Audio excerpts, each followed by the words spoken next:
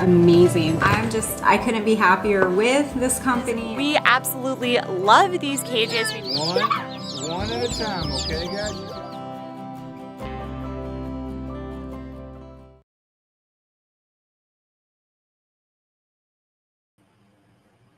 Hey, good morning, everyone. Welcome to another Morning Musings. Glad everyone could join us today.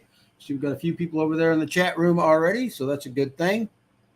I don't know how long we're going to be going live today. I got a few things that I've got to get done, but we'll just kind of play it by ear. I've had a crazy week, guys. I mean, really crazy. Been working a lot with the bees, trying to do some splits. I actually made a pretty stupid mistake.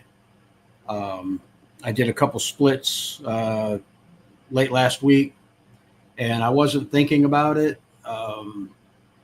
I had the splits in the same yard as my bigger hives, and the splits ended up getting robbed out. So that was kind of a bad move on my part. I should have put a robbing screen over the entrance, but I didn't.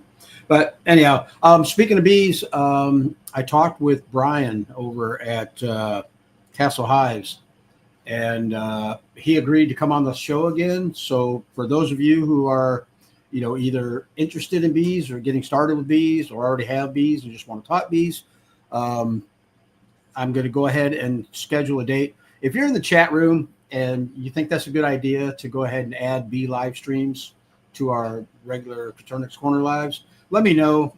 I'd hate to, push bees on you guys if you're not interested, in them. And so, but anyhow, like I say, I talked with Brian. He agreed to come back on. We just need to set a date and get something set up. So let me know if you guys would, be interested in continuing on with the bee live streams, or if I should just pull the plug on them. So, I do want to give a shout out to Brian's Roost. Jennifer sent me some red bourbon turkey eggs to hatch out, and I've never hatched turkey, so I thought this would be kind of cool to see if I could get any to hatch, and hopefully have something for dinner come Thanksgiving. Shout out to our sponsors real quick. HP Murray over at Go Forage Quail and Hatching Time. Like I say every week, these guys do a lot for the live streams. Hatching Time's been around since the beginning. HP's been around for a while, and every week they donate stuff to give away on the live streams. HP donates a 30 count of hatching eggs, and Hatching Time gives us a $50 gift certificate that we give away for you guys to use on their website. Give you a little bit of a discount on purchases over there. So a big shout out to Go Forage Quail and Hatching Time. I appreciate it, guys. We couldn't do the giveaways without you guys, so much appreciated. Also, I decided I'm going to add this to the weekly live streams. A shout out to the sponsors of our kids program: Wholesome Harvest, Southern Biophiliac, Big Spring Quail, Sugar Feather Farm, Pips and Chicks, Stellar Game Birds, Champions Blend, and Hatching Time. Every month, these guys donate gifts, or not donate gifts. They send prizes to the winner of the Coturnix Kids program each month.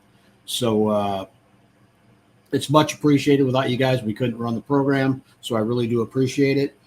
Speaking of the kids program, I've got an issue with the web host that I was using to sponsor the CoturnixCorner.com website on, and also the Gulf Coast Quail website. What they did was they sold out. They were bought out by a company who decided that they were going to increase the hosting fees. They almost doubled them, and which is outrageous, just to say the least. But anyhow, at first I was just going to pull the plug and not worry about them websites, but CoturnixCorner.com, it's a community website. We've got 6,000 members over there, and it's a really laid back website. It's nothing like Facebook. I mean, you can get in there and there's no drama, no crap. And but no, there's a lot of good people in there, and that's also where we hold the kids program.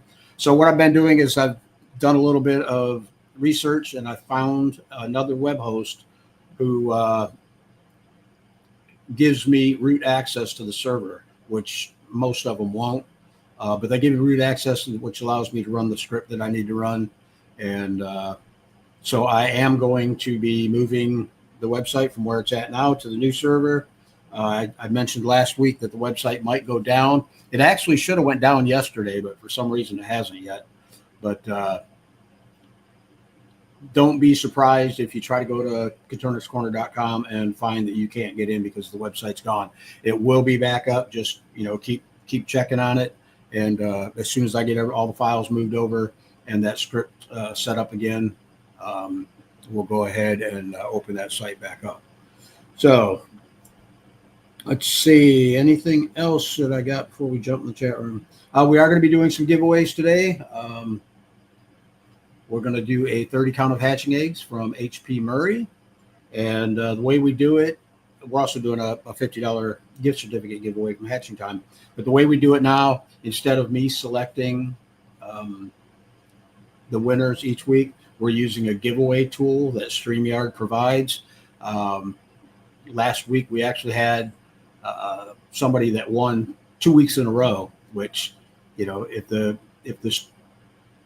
giveaway tool picks somebody, that's, I don't care if it picks them every week in a row, as long as it doesn't look like I'm doing it. So, okay, not real busy today. I guess being Sunday, a lot of people don't know about the morning live stream. So I guess we can go ahead and jump into the chat room. But what I was saying about the giveaways, and I'm going to let you guys know what the hashtag will be, is when we do the giveaways, you comment over in the chat room, hashtag whatever we decide it's going to be, and then we'll run the picker tool, and that will select the winner.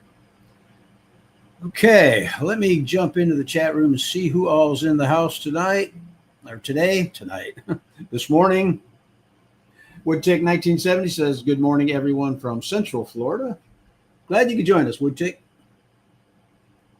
Homestead Matter says, good morning from Eugene, Oregon. I hope everyone is well. Hitting close to 100 today. Wowzers. Yeah, our weather is starting to get hot again. It's that summertime weather. We've had heat indexes over 100 for the past couple of days. I don't mind the heat. It's when the humidity is outrageously high that I can't handle it. But I tell you, working the bees with that bee suit on and 100-degree temps, that's ridiculous. Homestead Matters, thanks for joining us today. Janelle's in the house. Says good morning. Glad you could join us, Janelle. Wolf Guy says, good morning, Terry. Hope you are doing well. I'm doing good. I mean, I can't complain. Basically just taking care of the wife. She's still having issues with her bronchitis and whatnot. But luckily for us, my sister was able to send out a nebulizer and some albuterol, which really helps open up her lungs. So that's been helping. We did finally get into a specialist. We got the appointment, which isn't until August, the end of August, which is 3 months out from now. So hopefully, this thing will kind of resolve a little bit. But yeah, we're doing what we can. James in the house says, morning. Glad you could join us, James. The Wolf Guy says, well, you can keep that. Yeah, it's kind of crazy weather. Viking Chick's in the house says, good morning, everyone. Glad you could join us, Viking Chick. John's joining us. Says, good Sunday morning. Good morning to you, John. Thanks for checking in. Costello Hobby Farm says, good morning from Alabama. Glad you could join us. There's a Michigander, all clean exterior, says morning from West Michigan. Glad you could join us. Don Skins in the house says, good morning from South Mississippi. Another hot day. Yeah, that seems like a pretty common thing for us southern states. It just, I don't know. I love the winters down here, but you got to get used to the summer if you're going to stay down here year round. Wolf Guy says, it's nice and cool here in Nebraska right now. Enjoying it. Yeah, I wish I could say that. Brian Edwards says, good morning from Central Texas. Oh, I real quick want to give a shout out to let's see, I guess she would be my grand niece, Lexi. She just had her graduation ceremony party yesterday, and it looked like a really good turnout. I was hoping I was going to be in Michigan for that, but Lexi, congratulations. Good job on getting through the high school. Now you can get in line for another 4 years of college. But anyhow, shout out to Lexi. Homestead Matter says, yes, please. Yep. Gorgolian's in the house says, if my family members weren't allergic, I'd love bees. Yeah, I was kind of concerned about that when I first got into bees. I've never really had an allergy to bees. Well, I've never really been stung by honeybees. I've been stung by wasps several times.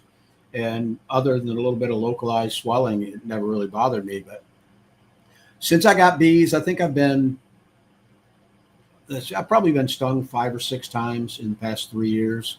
And I have very little reaction to a bee sting. I mean, there's no swelling. I get a little red dot. It looks more like a mosquito bite than anything. But yeah, knock on wood, I'm glad that we don't have any allergies here. I know my wife hasn't because she got stung one evening. We were covering the bees. Mosquito control was coming around spring that evening. So we put a tarp out over the bees.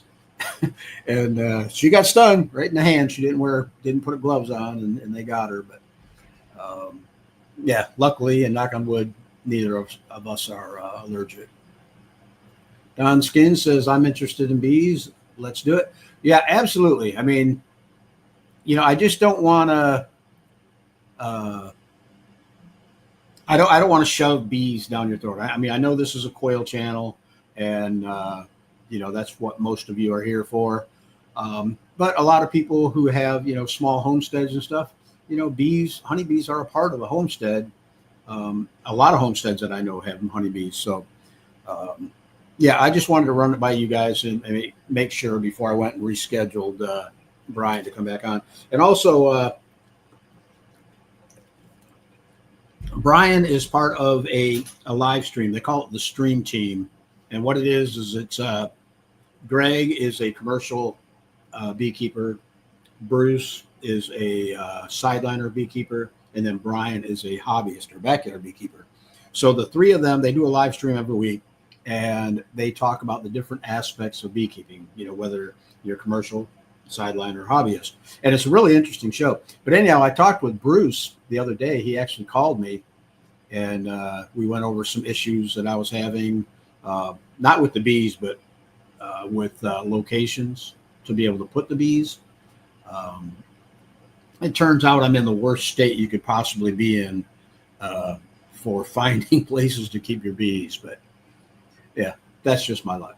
Corgolene says, hey, neighbor, to Brian, I can't find a reply on the app. Oh, okay, not talking to me. Viking Chick says, yes, bee live streams would be great too. Cool. Yeah, like I said, I just wanted to run it past you guys because, yeah, I'm interested in bees, but I don't want to, shove it down everybody's throat. 340 Quail Farm says, good morning, everyone. Glad you could join us. John says, I won't likely have bees, but don't mind hearing about them.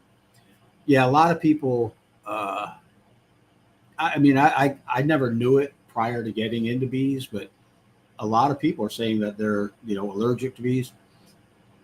There's actually a couple different stages of being allergic to bees. There's mild allergic, which you just have like a little bit of a local reaction, and it's not serious.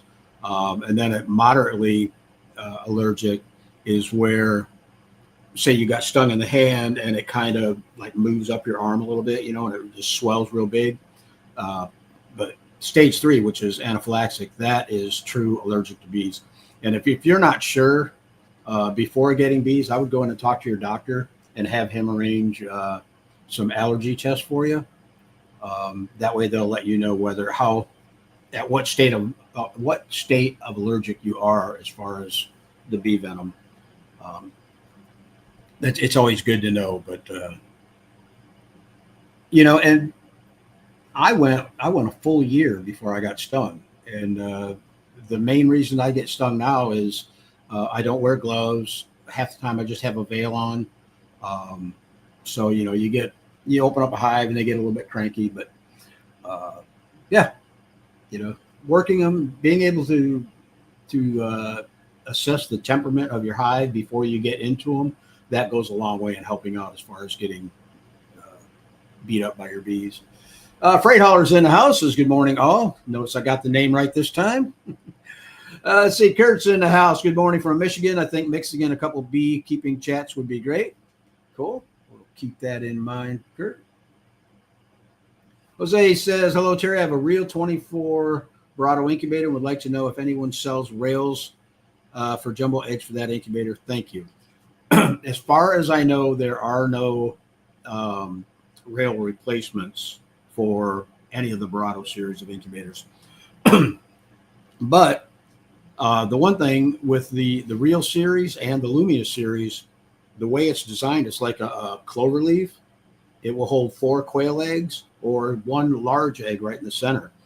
I've done chicken eggs in mine. I'm pretty sure you could probably fit a turkey egg in there too. But yeah, the way that the Verados are set up, it's supposed to be a kind of a universal egg turner that's in there, and it'll allow you to put different size eggs in there. So, Audio 21's in the house this morning. Oh, glad you could join us. Cam says, good morning. Good morning, Cam. What is that a picture? Was that a, can't really see. It's kind of small. It looks almost like a chameleon of some type. Let's see. Freight Hauler says, do you have a problem with your game bird crumbles turning into powder as it sits in the J feeder? Yeah.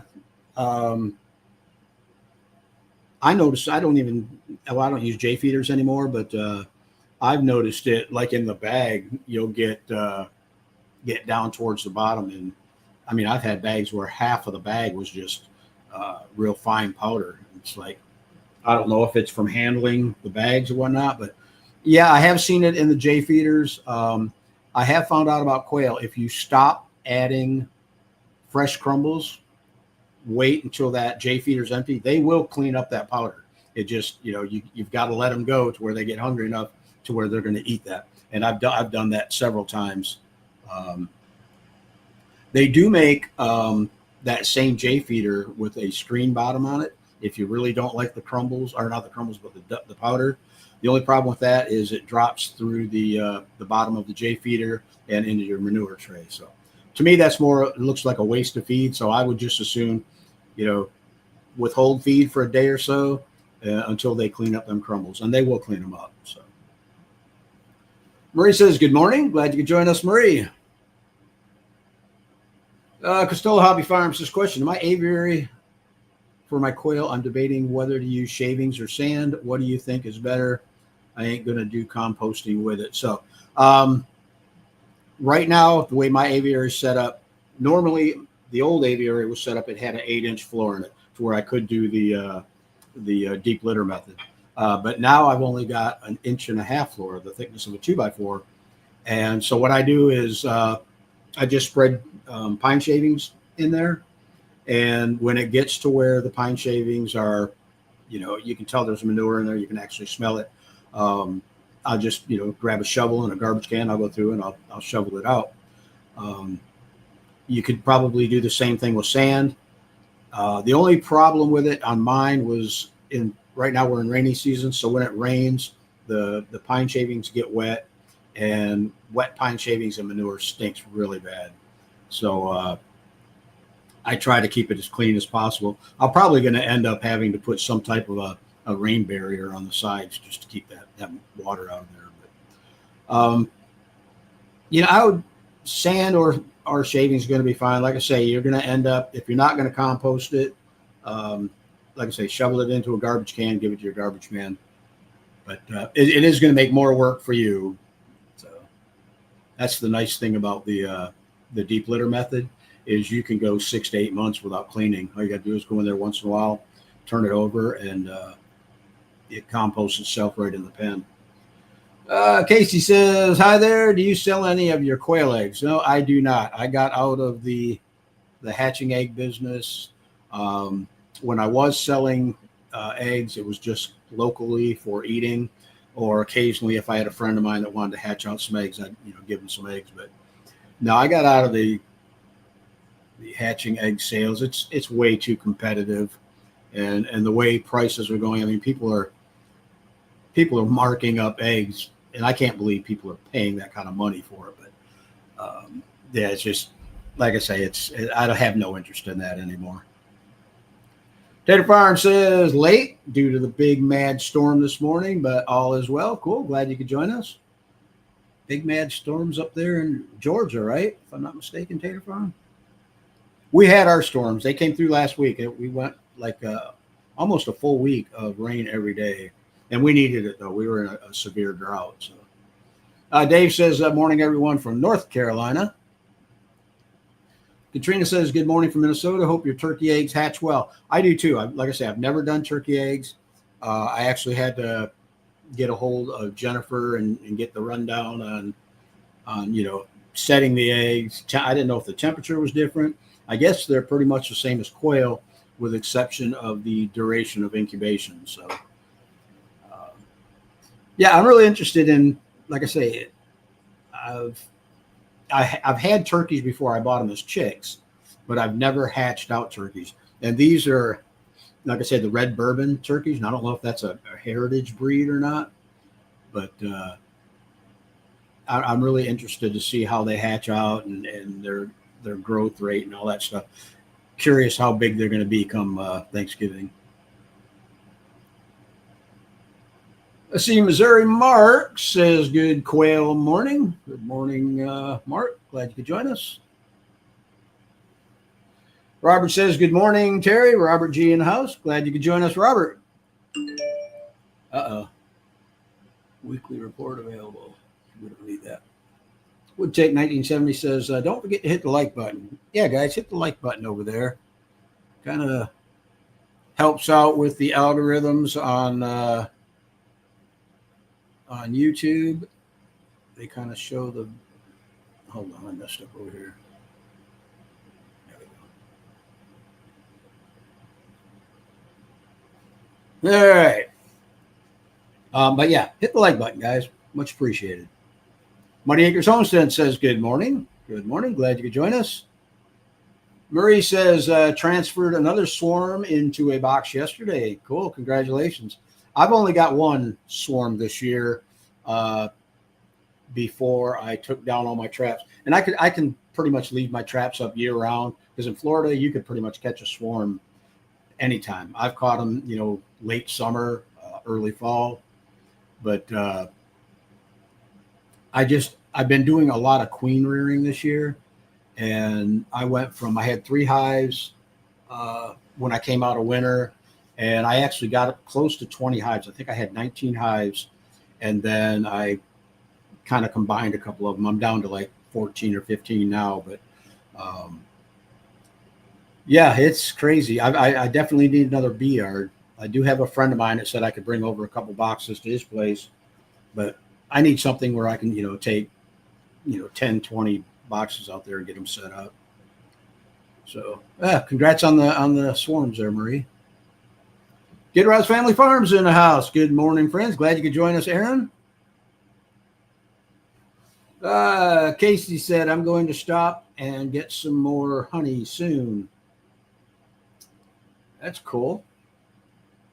Yeah, that was another mistake I made. I pulled, when I did that last split, I pulled a frame that was probably half honey at the top. And when I pulled the frame, just a little corner of it, maybe the size of a dime, ripped out and honey was dripping down the frame. Well, I put that frame in the new nuke box, and I guess the robber bees, they smelled that honey and they went to town on that. The problem was I didn't notice it till after a couple hours. I walked back out there and there were bees all over that hive. So regardless, they tore that one up pretty good. So Good Rose Family Farm says, Marie, we're still getting swarms on my side of the state. That's cool. Let's see what I do here. Oh, wrong one. I don't know how to pronounce that. We'll just say BTH or BTHOMP. Says good morning from Lehigh, Utah. Cool. Glad you could join us. Homestead Matters. Talking to Aaron. Oregon got jealous of your attempts. Please take your heat back. Yeah, I hear you. And 340 Quail Farm says, hey, Aaron. All right. Let's go ahead and do a quick giveaway, guys. Go ahead and comment hashtag hatching time. And we'll do a giveaway here in a few minutes. Hatching time is all one word, all lowercase. And you only need to enter it once. Doesn't matter how many entries you put in. It's only going to show your name once. So we'll go ahead and take a couple more comments, and then we'll go ahead and do the hatching time giveaway. And then at the later on the live stream after that, we'll do we're going to do the hatching time giveaway. Later on, we're going to do the hatching egg giveaway. Jeez, I don't know why I can get that one out. All right, where was I at? Dave says, what upcoming episodes do you have planned, Terry? I am kind of working on a Allie / HP live stream. Still working on an Allie / Klaus live stream.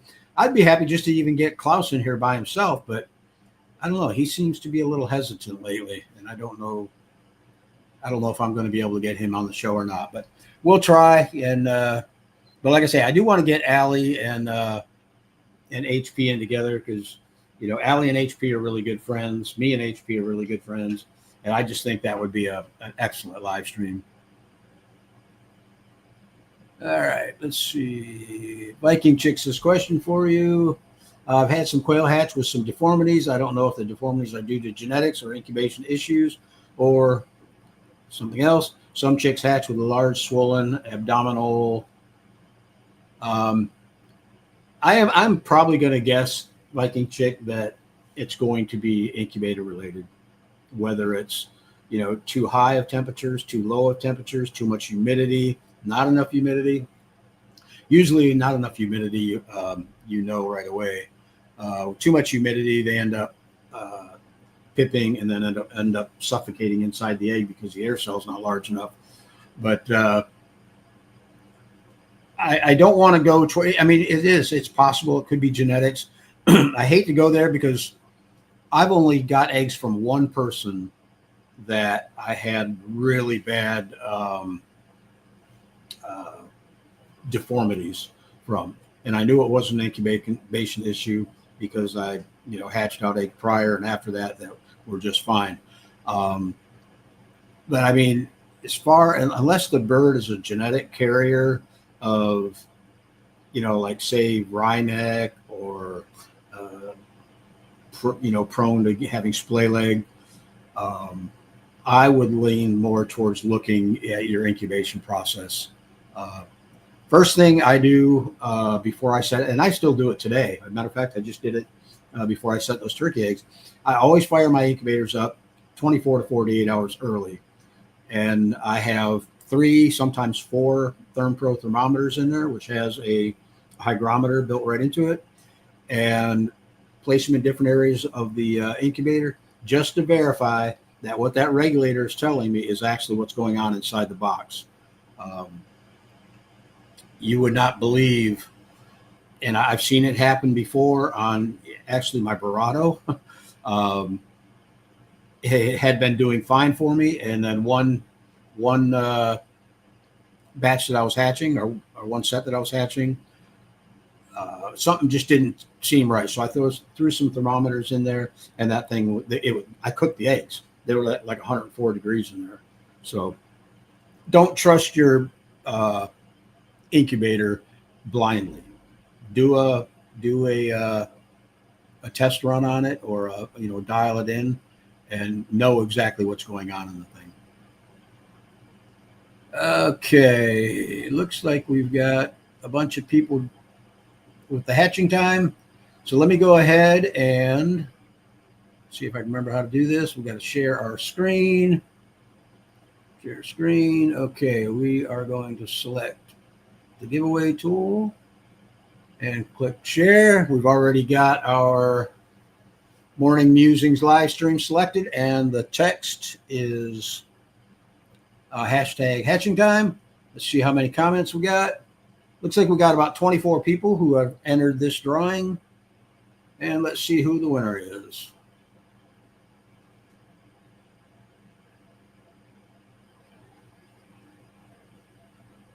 Gabriel, you got a $50 Hatching Time gift certificate. So, Gabriel, I need you to email me your information. And what did I do here?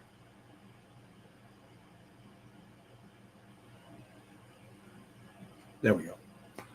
Email me your information to Terry at, send it to Terry at coturnixcorner.com.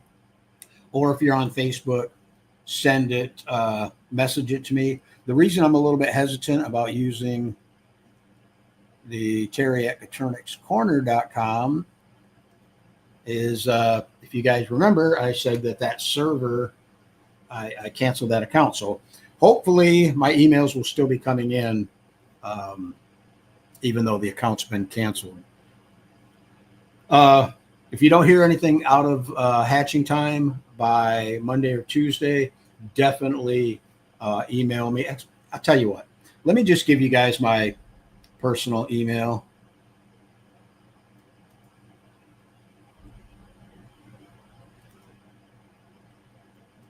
And I know that one's not going to go. It's kc4tm at comcast.net. And send it to either one. You can either send it to kc4tm at Comcast, or you can send it to Terry at Coturnix Corner. I just want to verify that it's in there. Okay. Yeah. Okay, cool. So congratulations, Gabriel. Make sure I get a good email for you, Gabriel, because that's how Hatching Time is going to send you your gift certificate. All right. We will go ahead and take a few more questions, and then we'll do the Hatching Egg giveaway. Bright Holler says, been pretty hot here in Citrus Springs. I don't even know where that is. Citrus Springs. That sounds almost like a Florida name or something. Florida town. But it could be California. You never know. Bright Holler says, have you talked to Chris Barnes about a repeat performance? Chris Carnes, yeah. No, I have not yet, but that's a good idea. I'm actually going to write that down.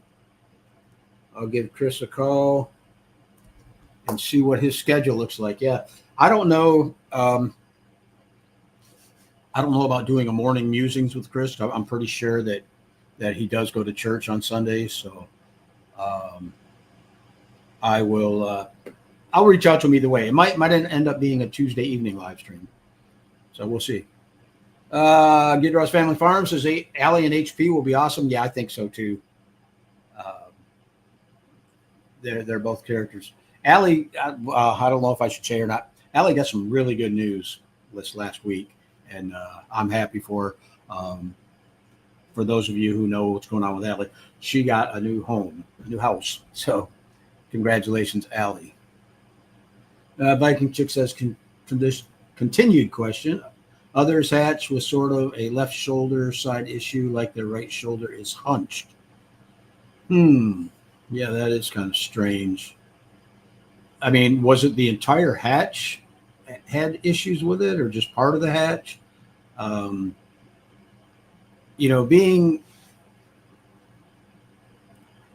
still lean towards your incubator.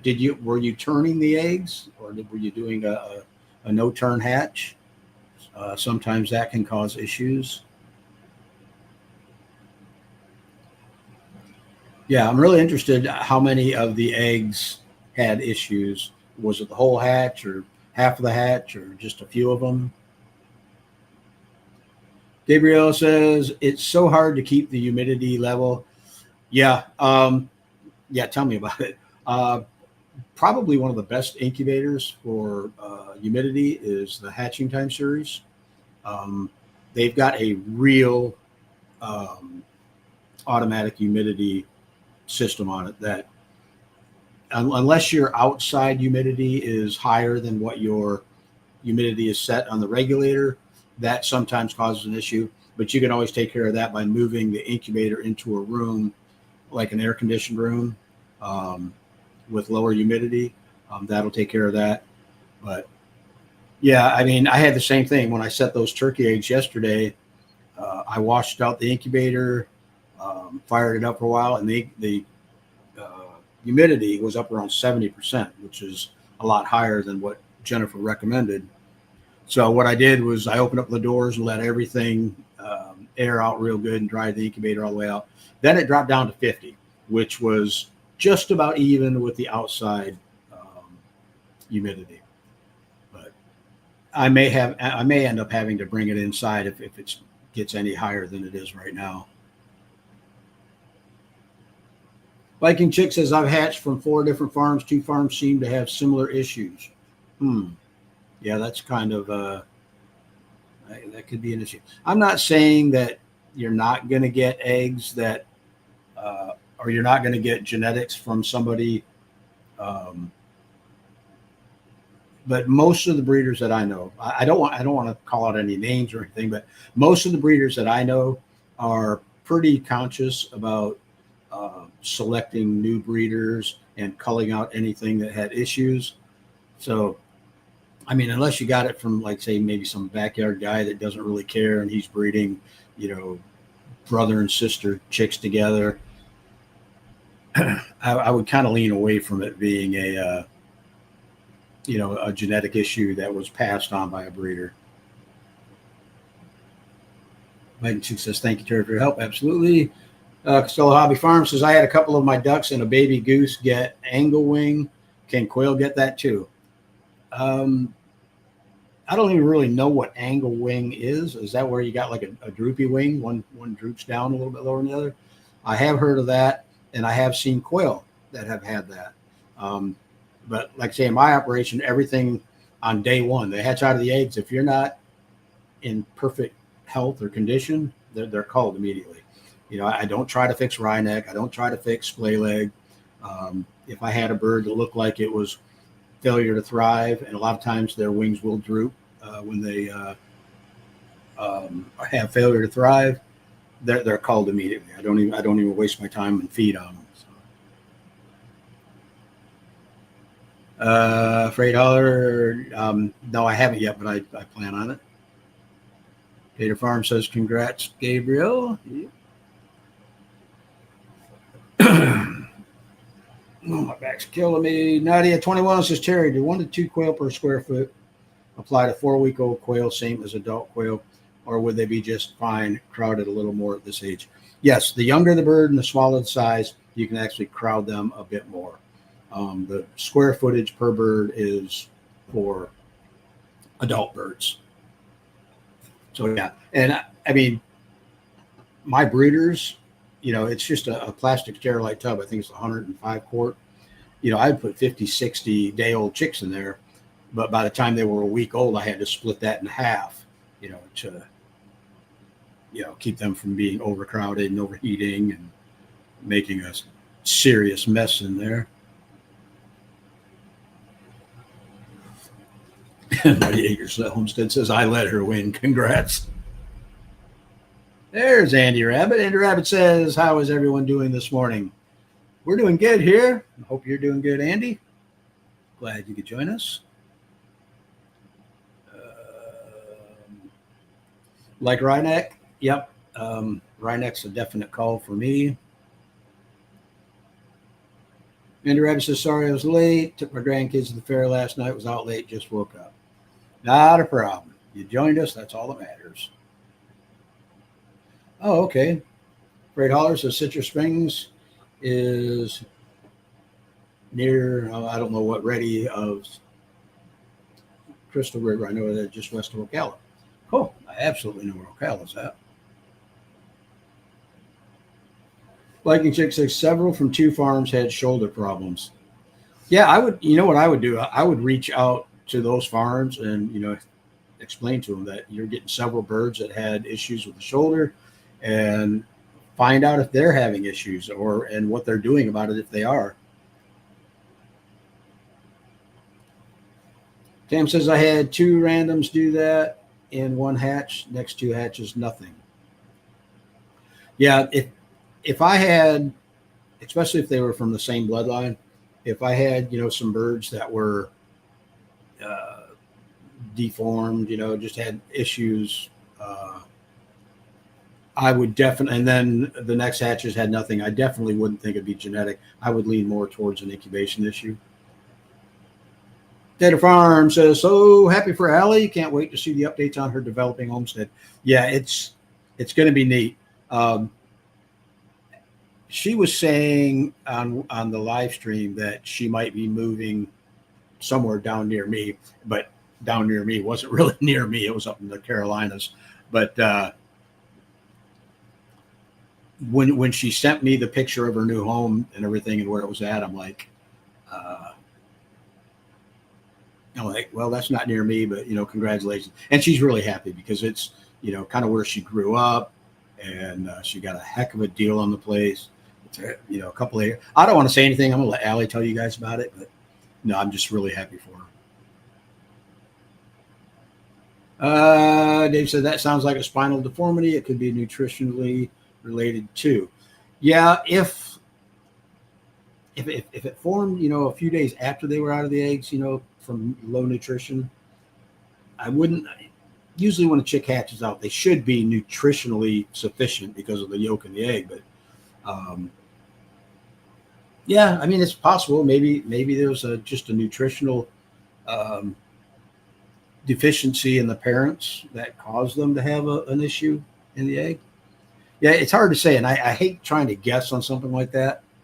But as far as trying to pinpoint a genetic defect and the origin from it, that I kind of hate to do because, I've had,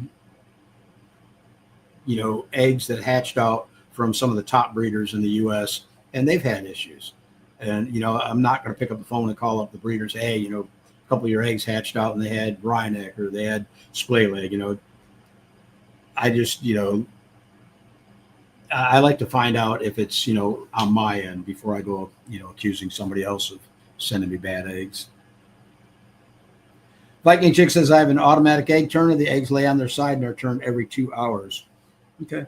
It's funny you said that because I asked Jennifer yesterday about the turkey eggs, if they can lay on their side or if they need to be stood up, pointy end down.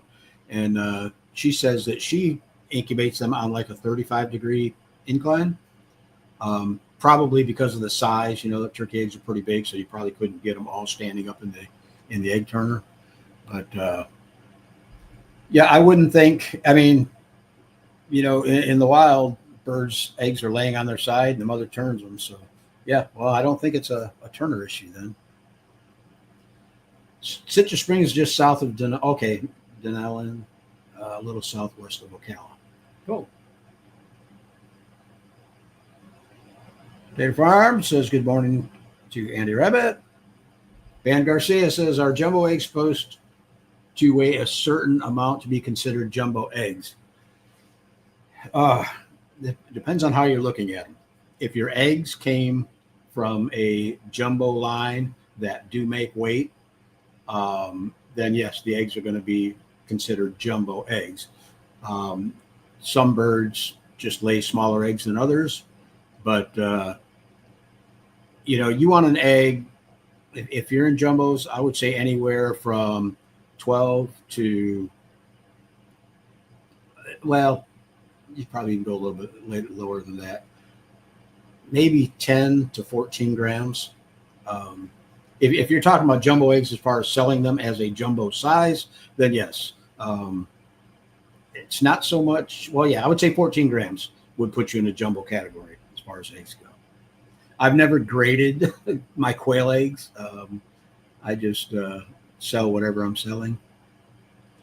Yeah, Viking chick. You mean parental quail nutrition? That's what I was kind of thinking too, Viking chick. Cam says sweet area freight hauler.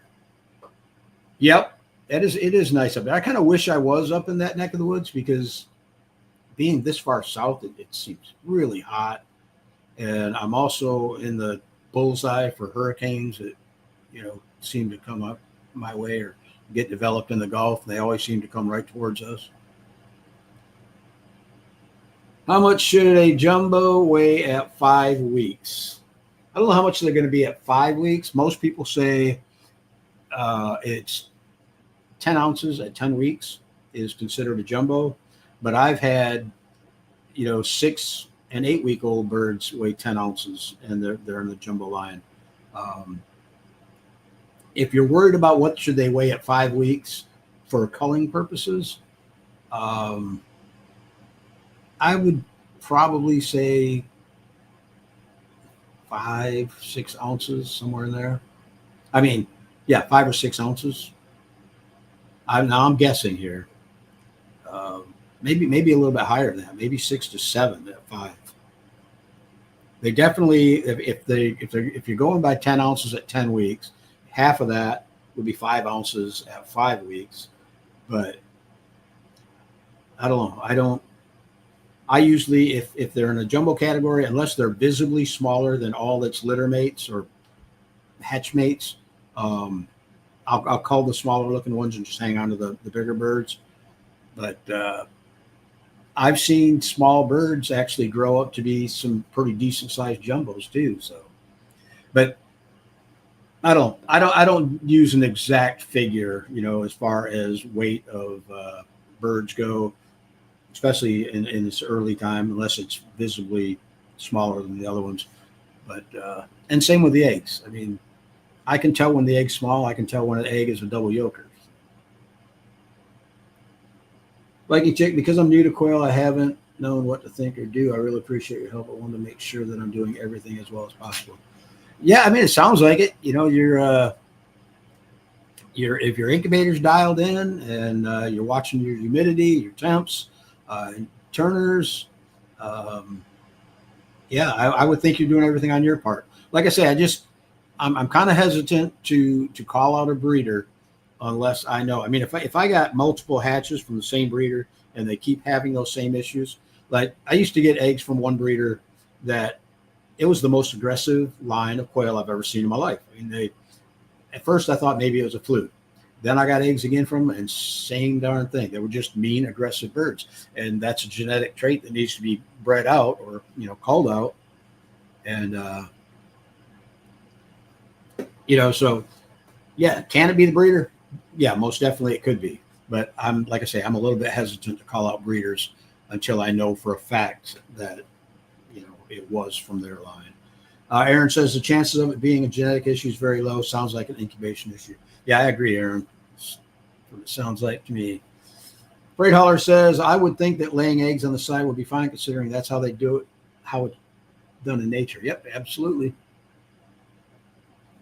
Van Garcia says, at what week do you take off the heater on chicklings? I live in the desert and the nights get 70. I usually pull the heat off mine. I'm, in Florida, summer times, our lows are the same thing, about 70 degrees. I can usually have my chicks off the heat by 10 to 14 days and fully out of the brooder and into the grow-out pens by 3 weeks. So, the one way you can tell is turn the lights off if that's what you're using for a heat source. Turn them off and just monitor the chicks. Just watch them. If they're spread out evenly in the brooder and, they don't seem like they're getting chilled or cold. If they're getting cold, they're going to huddle together to stay warm. So if they're not doing that, they're probably pretty close to being off the heat. And you got to think about it too. I mean, in the wild, and I know Coturnix aren't wild, but a mother hen that goes broody, she can only get those chicks underneath her for so long. And once the bird starts getting around 2 weeks, they're too big for the hen to actually, sit on the birds to warm them up. So yeah, just like I say, let the chicks tell you whether or not they're ready. Gabriel says, I laid mine on the side this time and turned them manually 5 times a day. Wow. I would hate to have to do that 5 times a day. Cam says, I watch the birds. Are they huddling, staying under the heat, or away? Absolutely. Kid Ross Family Farm says, I was in Florida yesterday and it was hot. Yes. And you didn't even come all the way down south. I saw a picture of you and Leah together, so I figured you were in the Tampa area. Cam says, yes, it was hot. I was working bees yesterday with a freaking full bee suit on because they were kind of grumpy, and I couldn't have been out there an hour, and I came in and I was drenched from head to toe. Viking Chick says, thank you, Terry, and everyone for your help. Appreciate all your input. Absolutely. That's what we are here for. Cam says, my last hatch was rarely under the lap. Yeah, a lot of times, too, I don't know how old your birds are talking, Cam, but a lot of times, like day-old chicks, if they're avoiding the heat, it may be too hot if they're staying away from it. I kind of like doing, like when I'm using a heat lamp, I'll set it on top of the I got a wire top. It's a 1/4-inch hardware cloth. I'll set it on that. I used to do it setting face down to where it was kind of pointing all the heat in one area, but now I do it kind of like a little bit on an angle. I just set the lamp on there, prop up one side of it. That way, one point of it, it kind of works almost like a, what do they call those? The heat plates. The area directly under the bulb is obviously the warmest, and then it cools down as it goes away from the heat, so they can kind of thermoregulate themselves, underneath the heat. And that has worked really well for me. Fred Holler says, did noise from the lawnmower bother your quail in the aviary? Have never bothered mine. Actually, when I'm mowing the grass, I turn the mower so it's blowing the grass up to the side of the aviary and up to the wire, and the quail run over and they're pulling the grass through the hardware cloth, eating the grass from the mower. But no, I've never had them, get so spooked, that they were flushing or anything like that. They might move to the other side of the aviary until I go by. And once I go by, though, they run up next to it and, they want to eat that grass. Ray Dollar says, does noise from, didn't I just have that one? Sorry about that. Bill says, it's like a yo-yo between 90 and 50 here in Pennsylvania. I could handle right in the middle of that. For me would be perfect. I like about 70 degrees. And I only get that during the wintertime down here. So Data Farm says, you and Leah didn't look hot. Talking to Aaron, gonna need that hat, by the way, LOL.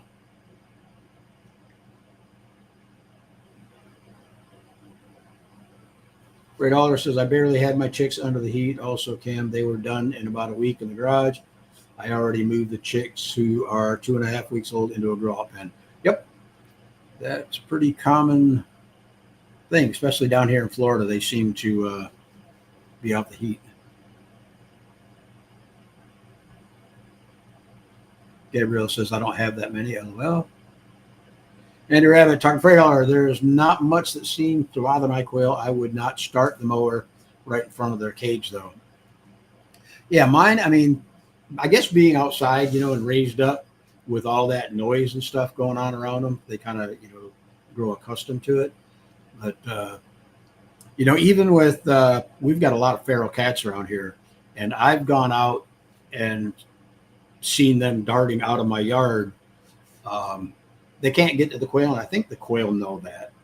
And the same with the chickens. They're like, even when I let my dogs in the backyard to run around, they don't even flinch anymore. They might, walk to the other side of the aviary, but, you can tell they're not afraid of them. Lightning Chick says, I agree. I have no intention of ever accusing any breeder of anything like that. Things happen in life, and I'm just trying to understand what happened so that I don't make any mistakes myself. There's one point, and I should have mentioned this earlier. If you hatch out multiple hatches from the same breeder and you're having the same problems, it's a good idea to let that breeder know, because they may be unintentionally sending you eggs that are from a combination of breeders that is bringing up a genetic issue. I know one person, I'm not going to mention any names. I know one person that contacted a breeder just to let them know something happened. And the breeder got mad at him. And I'm like, I'm thinking to myself, why would you get mad? That's information that you need to know, so you can fix the problem. If the problem is on your end, you can fix it there. Um, I think a lot of people get butt hurt so easily nowadays. They can't take any constructive criticism or anything. So, a good breeder would welcome feedback on their eggs. Alice says, I have quail in solitary right now with a gaping wound in its throat. I've cleaned it, sprayed some blue coat. But my question is, how on earth do none of the other quail have any blood on them? I don't know what your setup looks like, but it could have been anything. I've had quail, cut themselves on a sharp piece of wire inside the cage. Could have been he stuck his head in something and then, pulling it out, kind of ripped it. If you're not seeing it happen to any of the other birds, as far as aggression issues, I doubt it was an aggression issue. It's probably that bird put itself in a position that caused an injury. So I'm not saying that 100% sure. Sure, another aggressive quail could have attacked it, but most likely you would have seen blood on the other quail, and and if it was an aggressive bird, it should have happened again, not to just one bird. Ben Garcia says, I bought jumbo eggs online, and all the eggs were from 11 to 12 gram range. I wasn't sure they were real jumbos. Yeah, the way to know is hatch them out and grow the birds up. If they make jumbo size, then yeah, they were definitely jumbo eggs. Good Odds Family Farm says, yikes, I bet it was hot in a bee suit. It was unbelievably hot, but it was kind of my fault. It was kind of stupid for me to open the bees up at this time because one, being really hot, a lot of them were outside the hive, bearding on the front and stuff. And then when I opened them up, they were just grumpy. I should have just put the cover back on them and walked away from them and tried another day. But no, I stayed in there and did the splits that I had to do. Gabriel says, I brought them into hatch and they weighed 16 grams. 16 grams is pushing, I'm not saying it's going to be 100% bee, but that's right at the limits of a double yoker. So kind of watch them. Andrew Abbott says, how far is Tampa from you? I'm 125 miles south of Tampa. Alice says, I know no hutch is 100% predator proof, but there is genuinely no sign of foul play. Okay. Yeah, if it wasn't a predator, then hold on, Alice. I need to go back up and. Yeah, like I say, I would think it was more the bird got itself into a bad position and injured itself. The only thing you got to watch too. I mean, if it's an outdoor hutch, I'm gathering. I've seen rats get up underneath a cage and pull their feet, their heads. They grab the beak, pull the head right through the wire and eat it. But yeah, I mean, if there's no signs that anything was out there, I would lean towards the bird probably just got itself into a bad position. Cam says, yes, I love the angle light. Plus, I have a big rock that the lamp heats up. Cool. Gabriel says, anyone else find they go crazy for cashew? I've never tried. They're not going to get cashews away from me. I love cashews. Gator's Family Farm says, Freight Holler, I use a leaf blower in my quail barn daily. And if they don't bother that, if that doesn't bother them, nothing's going to. Cam says, I had my first predator problem, a young possum. Deployed a trap, released down the road. Yep. I've never had, I've seen possums through here. I won't say all the time, but I've seen, a few here and there. And they've never messed with the quail. Raccoons now, that's a different story. I've seen them actually on the quail aviary trying to actually get in. Tim says, question, do bees ever interact with the quail maybe during an aggressive state? I've never had, it's funny you said that, Tim, because in Florida, you are not supposed to have any caged animals within 100 feet of your apiary or your bees. When I first built my apiary, my aviary was 5 feet away from the bees. Never had an issue. Now I moved the apiary to the other side of the yard so I can make my bee yard bigger. But no, I've never had a problem. I've actually never even seen a bee inside the apiary. I don't know if the hardware cloth, the wiring kind of maybe confuses them a little bit. They just don't want to fly through it. But no, I've never had any issues with them. But Florida does have a law that says you're supposed to keep any caged or tethered animals at least 100 feet away from the hive. And the rabbit says, when the coons attacked my quail with 1-inch chicken wire, 8 could not see any signs of them pulling the quail right through the wire with no sign whatsoever. Wow. And they can reach through the floor too. Yep. I've seen that with rats, but yeah, that's scary with the raccoons. Mandy, I'm looking for some eggs. Do you have any farms you recommend? Well, Gidraw's Family Farms in the house. He's a pretty reputable breeder. HP Murray, the sponsor of this channel. I recommend him 100% of the time. I've always got good hatch rates from HP. His jumbos are the jumboest birds I've ever seen. And yeah, he's got some really good stock.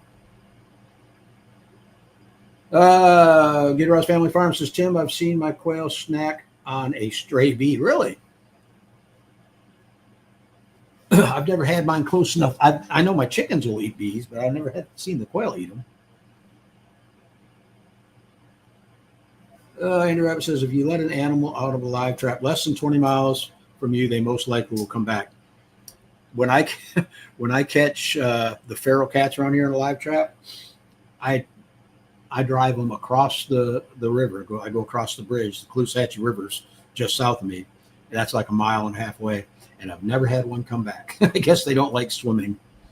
So, I mean, you are right, Andy. I have had cats that I've taken, 3 miles up the road and dropped them off it's like a little subdivision behind a public store. And yeah, they keep coming back. Cam says, Alice, the only time I've had the problems with predator reaching through an old setup. There you go. Yeah, Alice, I mean, there could be so many things until you actually figure out what the problem is, whether it's predators. And here's the thing with predators. If they get one of your birds and you still have birds in that pen, odds are that they're going to come back for more, either the same night or the following night or even a week later. But if you don't see any more problems with your birds, I'm still guessing, because I've seen it happen on my own. I'm still guessing that the bird somehow got its head, or they're notorious for sticking their head through the wire. Maybe there was a sharp point, coming back in, and then it tore them up. So I don't know. Cam says, okay, Andy, thanks. Hubby did it. I wanted it off the island. I still have my traps out. Oh, talking about taking it down the road. Okay, that makes sense. Christopher says, I got 132 eggs from a breeder out of Texas and not a single one hatched. I'm assuming fertility issues due to no development within the egg. So I told the breeder and no response. 132 eggs and not a single one developed. Did you open every single egg and make sure that there was no development? Matter of fact, I just had somebody with the same problem. He did have like a 20% hatch rate. And I said, well, go ahead and open up the remaining eggs. And he actually sent me a picture of it, and it was just yolk. So there was definitely a fertility issue there. It is possible. I mean, I'm not trying to play devil's advocate here, but it is possible that early on in the incubation process. Maybe it was a little bit too hot in the incubator and cooked them. Too cool, they didn't develop at all. Like I say, check everything on your end first. If you know that your end was right, reach out to the breeder, which you said you did and didn't get no response. That's kind of a poor breeder. I mean, any breeder that's going to ignore you for a problem, most breeders are willing to help, help you diagnose problem. Some of them will even replace the eggs. So I don't know. It's a crazy world out there. And he said, if I see any breeder snap out on any person for anything, especially so little, I don't care to buy from them. Yeah, and that's the whole point of reaching out to a breeder. If they're not going to try to help you solve the problem, then they're cutting their own throat, because it's a good breeder will do that. They're going to work with you.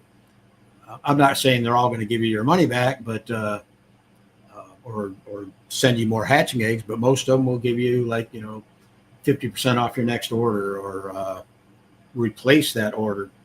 I've seen it happen 100 times. So yeah, it's kind of they're cutting their own throats if they don't want to work with you. Excuse me. Christopher says, so I bought birds locally in Arkansas and hopefully will be hatching my own soon. Cool. Congratulations. Hope you do when you get a good hatch. Freight Hauler says, nice guitar in the background, Terry. Yeah, I was going to tune it up earlier, and then I realized what time it was, and so I just set it on the bed to remind myself. It's been put up for a while. It's I believe this one's a Yamaha. Yeah, it's an old Yamaha. It's a good guitar. It sounds really sweet.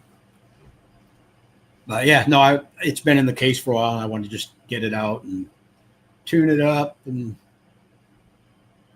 this is why I don't play much anymore. My arthritis in this wrist is something terrible.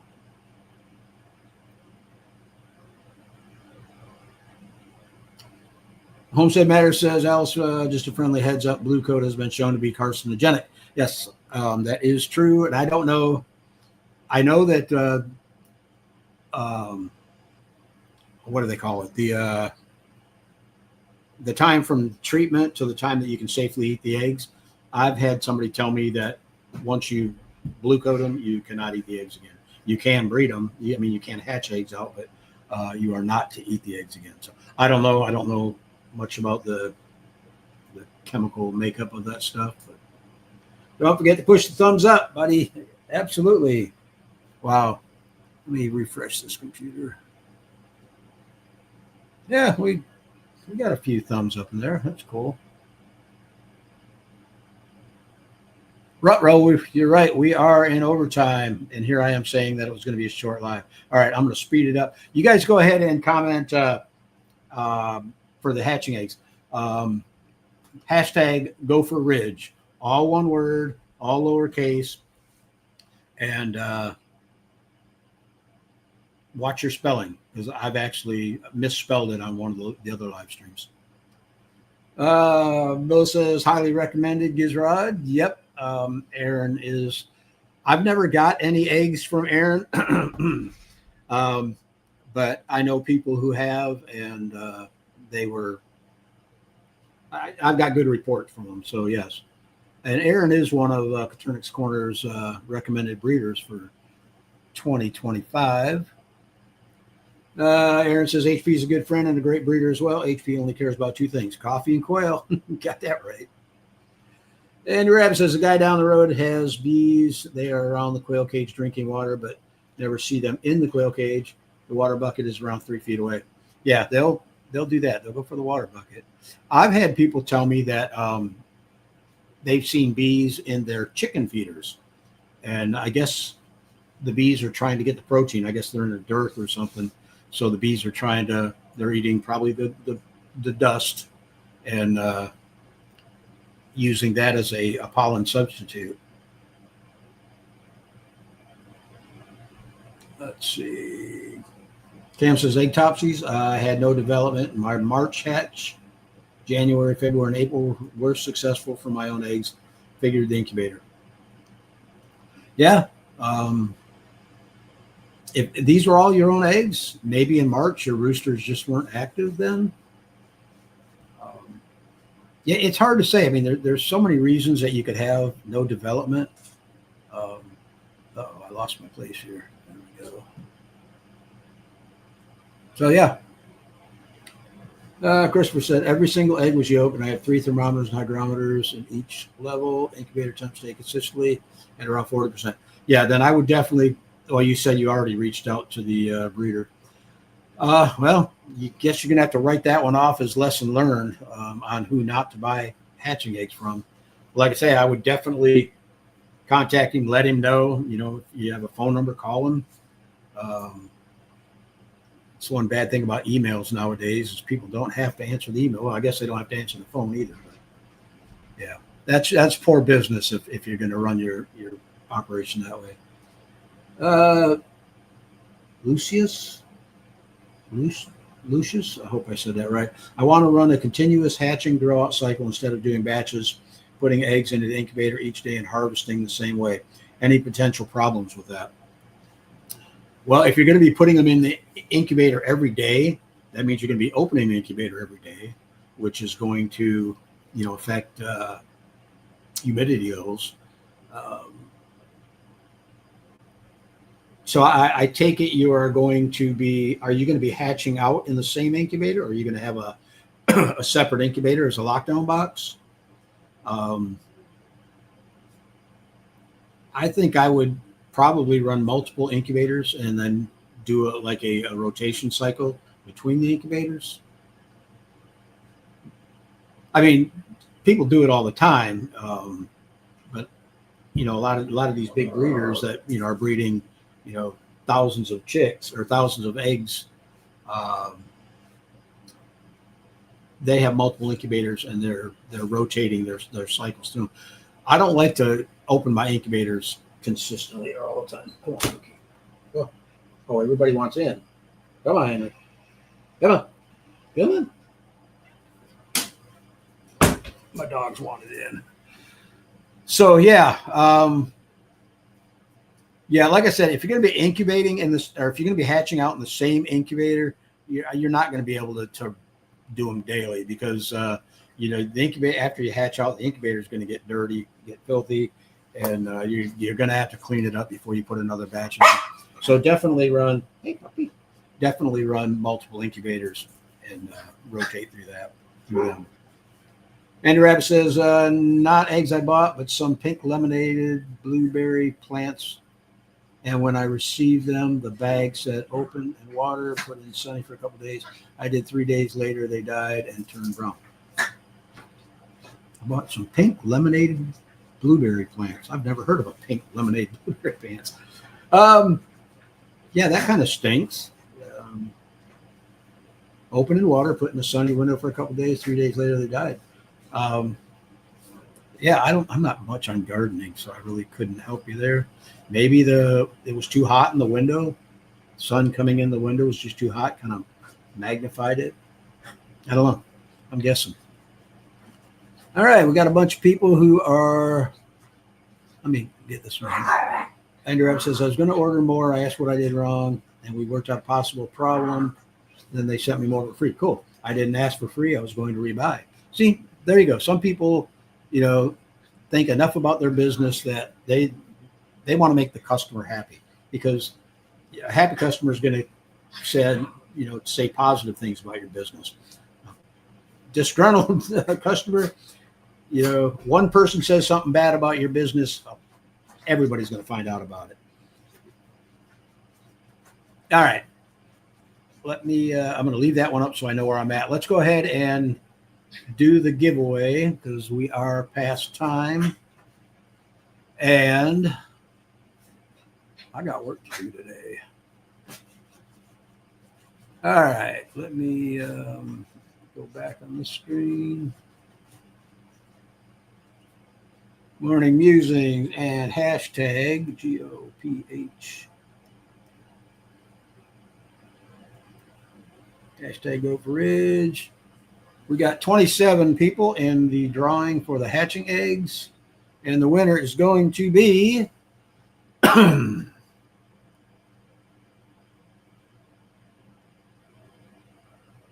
Kurt. Kurt out of Michigan won some hatching eggs. Congratulations, Kurt. Okay, let me get back to my other screen here. All right, Kurt, you know the routine. Send me your shipping information to terry@coturnixcorner.com or kc4tm@comcast.net. If you search through the chat here, you can find my email. So cool. Congratulations, Kurt. Make sure I get a good good email address and a good phone number for you, and I'll forward that over to HP ASAP. Something in my throat. I don't know if you guys been watching the news. We got a bunch of Saharan dust from Africa coming over top of us right now, and I can tell when I go outside, it's kind of scratchy on the throat. Tater Farm says shipped eggs are always a gamble, though. I've had them scramble on their way to me through Atlanta. Yep. And that's another thing. I don't know how you do it, Aaron. Some of these other breeders, I see people putting a bunch of stickers, fragile, hatching eggs, this and that, all over their shipping boxes.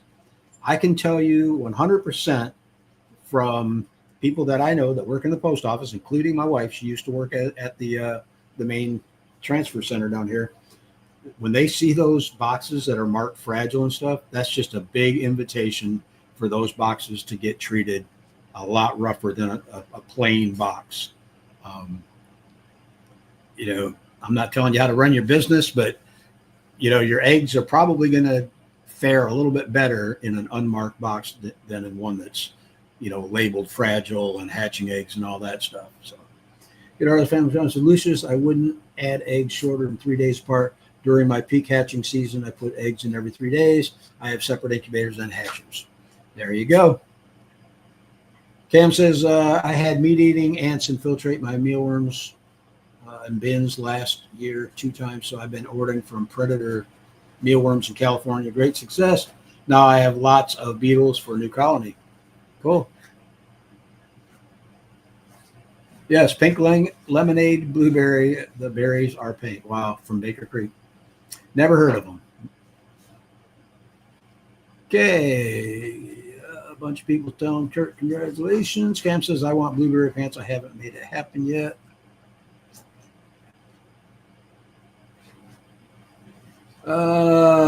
Tony says if they have neck injuries from pecking. Oh, talking about Alice's birds, I guess. Yeah, I'm not saying that it can't happen, but if you don't see signs of it on another bird, usually birds that are being aggressive and drawing blood, usually if you catch them early enough, they show signs of it, whether it's on their face or on their neck. Papa's in the house, says, damn, late to the show. That's right, Papa, you didn't miss a whole lot. Amanda says, be careful outside with the dust.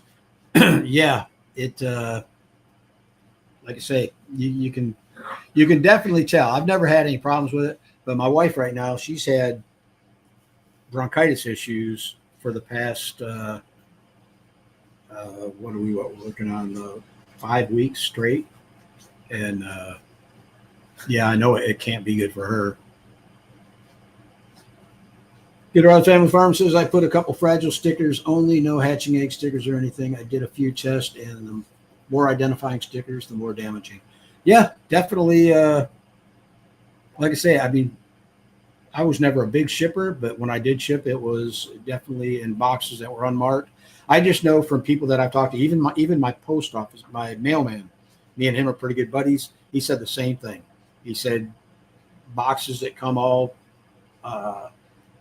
he didn't do it, but boxes that come in that are marked fragile and stuff like that, it's like an invitation for them to drop kick it or just drop it on the floor or whatever.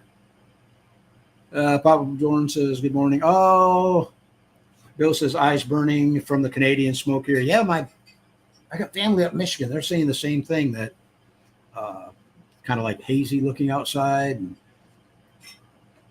I know. I feel your I feel your pain on the eyes burning, because when I'm out there with a bee smoker, it seems no matter where I set that stupid smoker down, it blows right in my face, and I get the same way. I can't stand that in my face.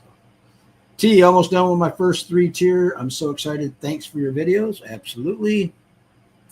Idros Family Farm says, I'm also buying more expensive boxes that are stronger to eliminate some damage.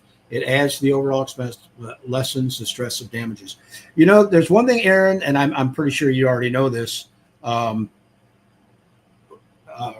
Rebecca. Jennifer, Bryant's Roost, sent me those turkey eggs, and they were double boxed. And both boxes actually were in great shape. Another person, and I know you know it from him, Zach, My Shire Farms, he always double boxed his eggs from as long as I can remember. And every time I've gotten eggs from Zach, they were always in decent shape. So, and I don't know if it's like, say, the double boxing is protecting the inner box more, or if maybe your new boxes, you know, that are either thicker or, you know, have a better airspace in between the corrugation. Yeah. And that's how you can tell, you know, quality breeder is they usually do everything they can to get the eggs to you, you know, intact. Tam says stone root helps sore throat, any swelling. I got it for prolapse on a hen. Oh, okay. I never heard of that. Amanda says I had 164 babies born this week. So much cuteness. Yeah. Nice. Congratulations. Andy Rabbit says, well, that's a little stupid because the post office would have to pay the insurance on a box they break up. Only if you can prove that they tore it up that bad. And I've had only one time have I had the post office pay a claim. And the reason they paid the claim was the girl that shipped me the eggs talked to the postmaster. I guess she was good friends with the postmaster in her town. And he verified that the box was in perfect shape when it left his post office. And he even signed off on the form that they sent me. And I couldn't believe it, but they actually sent me my money back. But most of the time I hear people that file claims, they never hear anything out of the post office. Andrew Rabbit says, I really like the box with the Southwest Game Bird juice. Yeah, Michael had some pretty fancy little boxes too. Michael would, I've got eggs from Michael shipped out of Arizona that he actually put them on a plane and shipped them overnight. I'm like, man, that must have cost an arm and a leg. Papa says HP packages his eggs well, uses foam that holds the eggs off the surface of the box. Yep. Yeah, I've got several packages from HP and never had any damage in it. Get Family Farm says, I can stand on an empty 7x7 that's taped up with new boxes. Wow. That's impressive. Yep. Cam says insurance claims are almost impossible with all the shippers. I believe that is true. Get Family Farm says, Andy, I've only won 20% of my claims with USPS. Yeah, like I said, I've heard horror stories when it comes to filing claims. All right, guys. We got one more comment from Bill as soon as it pops up on this computer. Bill says the foam egg shippers are the key, but a little pricey. Yeah, definitely. Anybody that's shipping eggs needs to use the foam shippers. All right, guys. Well, I want to thank everybody for joining us today. Sorry we ran a little bit long. Again, the winners of the giveaways, contact me, Terry at Coturnix Corner, or KC4TM at Comcast.net with your shipping information, and I will get that forwarded to the people that need it. So, guys, I hope you guys have a great rest of your weekend. Stay cool for the people that are in the hot areas, and I will let you know on any upcoming guests that we got on the show, whether it's on CoturnixCorner.com or on Facebook. So thanks again, guys, and we'll see you on the next one.